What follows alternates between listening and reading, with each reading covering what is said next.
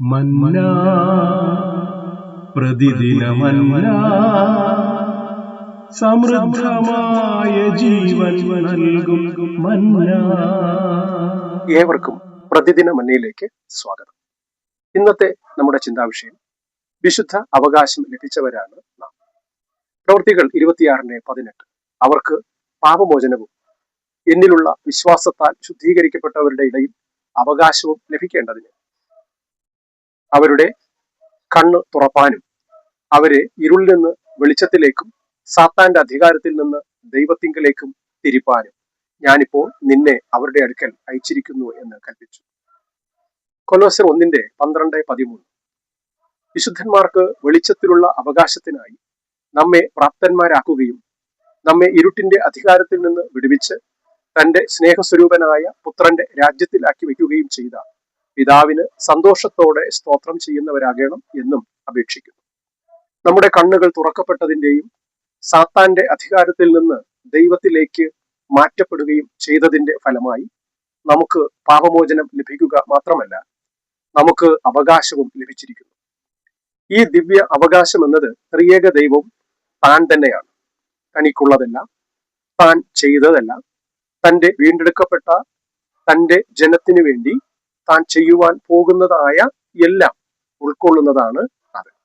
കാരണം അവനിലല്ലോ ദൈവത്തിന്റെ സകല സമ്പൂർണതയും ദേഹരൂപമായി വസിക്കുന്നത്. കൊലോസ്യർ 2:9. വിശുദ്ധന്മാർക്ക് വെളിച്ചത്തിലുള്ള അവകാശത്തിനായി നമ്മെ പ്രാപ്തന്മാരാക്കുകയും കൊലോസ്യർ 1:12. അവനിൽ നിങ്ങൾക്കും നിങ്ങളുടെ രക്ഷയെക്കുറിച്ചുള്ള സുവിശേഷമെന്ന സത്യവചനം നിങ്ങൾ കേൾക്കുകയും അവനിൽ വിശ്വസിക്കുകയും ചെയ്തിട്ട് തന്റെ സ്വന്തം ജനത്തിന്റെ വീണ്ടെടുപ്പിന് വേണ്ടി തന്റെ മഹത്വത്തിന്റെ പുകഴ്ചയ്ക്കായിട്ട് നമ്മുടെ അവകാശത്തിന്റെ അച്ചാരമായ വാഗ്ദത്തത്തിൻ പരിശുദ്ധാത്മാവിനാൽ മുദ്രയിട്ടിരിക്കുന്നു. എഫേസ്യർ 1:13-14 വാക്യങ്ങൾ.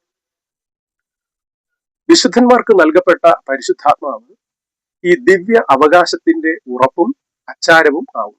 എഫേസ്യർ 1:13-14.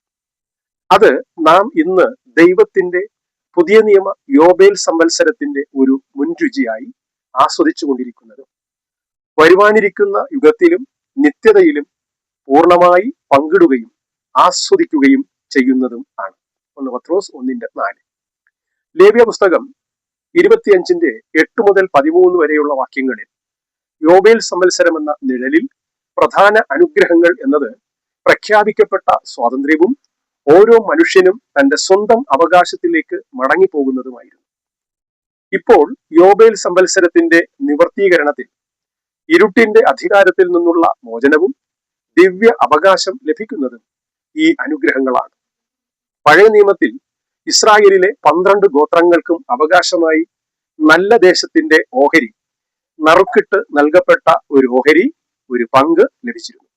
നമ്മുടെ നല്ല ദേശം എന്നത് നമ്മുടെ അവകാശമായി നമുക്ക് നൽകപ്പെട്ട സർവവും ഉൾക്കൊള്ളുന്ന നമ്മുടെ കർത്താവായ യേശുക്രിസ്തുവാണ്. ആ ക്രിസ്തു പ്രക്രിയാവിധേയനായ ത്രിയേക ദൈവം അഥവാ മരിച്ച് അടക്കപ്പെട്ടു ഉയർത്തെഴുന്നേറ്റ് ജീവിപ്പിക്കുന്ന ആത്മാവായ ക്രിസ്തുവാണ്. അവനാണ് നമ്മുടെ അവകാശം. ആ അവകാശങ്ങൾ നമുക്ക് ഓരോന്നായി പരിശോധിക്കാം. വിശുദ്ധന്മാരുടെ അവകാശങ്ങൾ ഏതൊക്കെയാണ്? കൊലോസ്യർ 1:12-13 വാക്യങ്ങളിൽ വിശദീകരിച്ചിരിക്കുന്നത് വിശുദ്ധന്മാർക്ക് വെളിച്ചത്തിലുള്ള അവകാശത്തിനായി നമ്മെ പ്രാപ്തന്മാരാക്കുകയും നമ്മെ ഇരുട്ടിന്റെ അധികാരത്തിൽ നിന്ന് വിടുവിച്ച് തന്റെ സ്നേഹസ്വരൂപനായ പുത്രന്റെ രാജ്യത്തിലാക്കി വെക്കുകയും ചെയ്ത പിതാവിന് സന്തോഷത്തോടെ സ്തോത്രം ചെയ്യുന്നവരാകണം എന്നും അപേക്ഷിക്കുന്നു. ഈ വാക്യമനുസരിച്ച് നാം പരിശോധിക്കുമ്പോൾ കാണുന്നത് ഒന്നാമതായി നാം രക്ഷിക്കപ്പെട്ടവർ മാത്രമല്ല അവകാശികളുമാണ് എന്നാണ്. പ്രിയ സഹോദരങ്ങളെ, നാം ക്രിസ്ത്യാനികൾ എന്ന നിലയിൽ പലപ്പോഴും രക്ഷയെക്കുറിച്ച് നമ്മൾ സംസാരിക്കുന്നു. പക്ഷേ ഈ വചനത്തിൽ പൗലോസ് നമ്മെ ഓർമ്മിപ്പിക്കുന്നത് നമുക്ക് അവകാശവും ലഭിച്ചു എന്ന സത്യമാണ്. നാം വെറും രക്ഷിക്കപ്പെട്ടവർ മാത്രമല്ല, നാം അവകാശികളും ആണ്. രണ്ടാമതായി, പിതാവിനെ സ്തുതിക്കുന്നവർ അഥവാ നന്ദിയുടെ ജീവിതം നയിക്കുന്നവർ. പൗലോസ് ആദ്യം പറയുന്നത് പിതാവിനെ സ്തുതിച്ചുകൊണ്ടിരിപ്പിൻ. അവകാശം ലഭിച്ചവർ നന്ദിയോടെ ജീവിക്കുന്നവരായിരിക്കും. കാരണം രക്ഷ നമ്മുടെ പരിശ്രമം കൊണ്ടല്ലല്ലോ, ദൈവകൃപ കൊണ്ടാണ്. എഫേഷ്യൻസ് 2:8 വാക്യം ഇങ്ങനെ പറയുന്നു, കൃപയാലല്ലോ വിശ്വാസം മൂലം നാം രക്ഷിക്കപ്പെട്ടിരിക്കുന്നത്. അതിനാൽ ദിവസവും നന്ദിയോടെ ദൈവത്തെ സ്തുതിക്കേണ്ടത് ആവശ്യമാണ്. മൂന്നാമതായി നമ്മെ യോഗ്യരാക്കി, കൃപയുടെ മഹത്വത്തിന് യോഗ്യരാക്കി. യോഗ്യരാക്കി എന്ന വാക്ക് അത്യന്തം പ്രധാനമാണ്. നാം പാപികളായിരുന്നു, ദൈവ സാന്നിധ്യത്തിന് അയോഗ്യരായിരുന്നു. എന്നാൽ ക്രിസ്തുവിന്റെ രക്തം നമ്മെ ശുദ്ധീകരിച്ചു. നമ്മുടെ യോഗ്യതയോ നമ്മുടെ നന്മ കൊണ്ടോ അല്ല, ക്രിസ്തുവിന്റെ നീതി കൊണ്ടാണ്. അതിനാൽ അഹങ്കാരം വേണ്ട, വിനയം മാത്രം മതി. നാലാമതായി വെളിച്ചത്തിലുള്ള അവകാശം. വെളിച്ചം എന്താണ്? പരിശുദ്ധി, സത്യം, ദൈവ സാന്നിധ്യം എന്നിവയാണ്. അപ്പോൾ ഇരുട്ട് എന്താണ്? പാപം, ഭയം, അടിമത്തം എന്നിവയാണ്. 1 യോഹന്നാൻ 1:7 വെളിച്ചത്തിൽ നടക്കുമ്പോൾ എന്ന് വായിക്കുന്നുണ്ട്. അതിനാൽ നമുക്ക് വെളിച്ചത്തിൽ ജീവിക്കുന്ന വിശുദ്ധന്മാരായിരിക്കാം.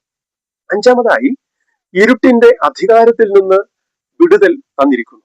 വചനം പറയുന്നു, അവൻ നമ്മെ ഇരുട്ടിന്റെ അധികാരത്തിൽ നിന്ന് വിടുവിച്ചു, സാത്താന്റെ അധികാരം തകർത്തു, പാപത്തിന്റെ അടിമത്തം അവസാനിച്ചു, ഭയത്തിന്റെ ജീവിതം അവസാനിപ്പിച്ചു. നാം ഇപ്പോൾ അടിമകളല്ല, സ്വതന്ത്രരാണ്. പഴയ ബന്ധനങ്ങളിലേക്ക് നമുക്ക് മടങ്ങാൻ അവകാശമില്ല. ആറാമതായി പുത്രന്റെ രാജ്യത്തിലേക്ക് നമ്മെ ചേർത്തു. രാജ്യമാറ്റം, ഇത് ആത്മീയ ട്രാൻസ്ഫർ ആണ്. പഴയ രാജ്യം ഇരുട്ടിന്റെ രാജ്യം, പിശാചിന്റെ രാജ്യം. പുതിയ രാജ്യം ക്രിസ്തുവിന്റെ രാജ്യം. ഫിലിപ്പിയർ ലേഖനം 3:20 നാം വായിക്കുന്നത്, നമ്മുടെ പൗരത്വമോ സ്വർഗത്തിലാകുന്നു. അതുകൊണ്ട് ഇനി നമുക്ക് വേണ്ടത് ലോകത്തിന്റെ മൂല്യങ്ങൾ അനുസരിച്ചുള്ള ഒരു ജീവിതമല്ല, ദൈവരാജ്യത്തിന്റെ മൂല്യങ്ങൾക്കനുസരിച്ചുള്ള ഒരു ജീവിതമാണ്.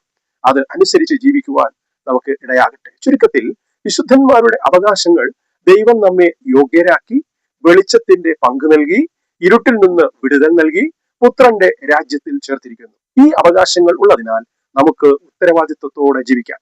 അതിനായി ദൈവം നമ്മെ ഏവരെയും സഹായിക്കട്ടെ. ആമേൻ. നമുക്ക് പ്രാർത്ഥിക്കാം.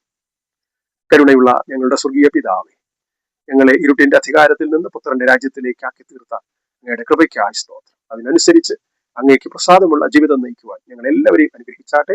യേശു ക്രിസ്തുവിന്റെ നാമത്തിൽ തന്നെ ആമേൻ. പ്രിയപ്പെട്ടവരെ, ഈ ചിന്ത നിങ്ങൾക്ക് ഉപകാരമായെങ്കിൽ തീർച്ചയായും ലൈക്ക് ചെയ്യുക, മറ്റുള്ളവർക്കും പ്രയോജനപ്പെടാൻ ഷെയർ ചെയ്യുക. ഇതുപോലുള്ള വീഡിയോകൾ ലഭിക്കാൻ അമൽ വിഷൻ എന്ന ചാനൽ സബ്സ്ക്രൈബ് ചെയ്യുക. വീഡിയോ അപ്ലോഡ് ചെയ്യുമ്പോൾ തന്നെ നിങ്ങൾക്ക് നോട്ടിഫിക്കേഷൻ ലഭിക്കാൻ അതിലെ ബെൽ ഐക്കണിൽ ഓൾ ആക്കി വെക്കുക. ദൈവം നമ്മെ ധാരാളം അനുഗ്രഹിക്കട്ടെ.